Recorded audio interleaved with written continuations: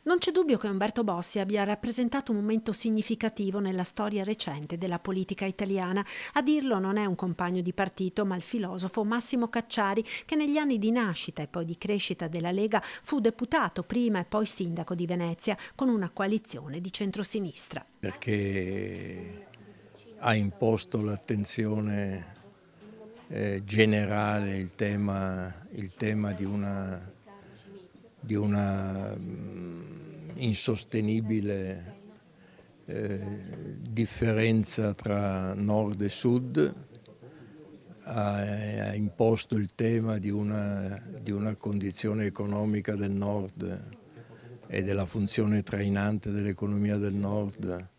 Tutto ciò l'ha posto in termini per me sbagliati, cioè in termini, diciamo, accentuatamente secessionisti, ma non c'è alcun dubbio che è stato anche grazie alla sua azione che per un certo periodo si è parlato di federalismo, si è parlato di riforma federalistica del nostro Stato. Ed in quella prima fase Bossi fu appoggiato da politologi come Gianfranco Miglio, considerato l'ideologo della Lega Lombarda e della trasformazione in senso federale dello Stato.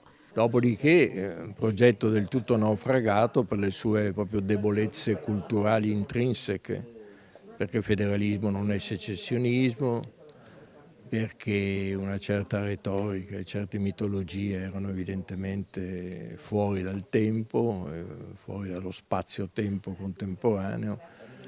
E quindi, però, detto tutto ciò, non c'è dubbio che è stata una figura di rilievo nella politica italiana.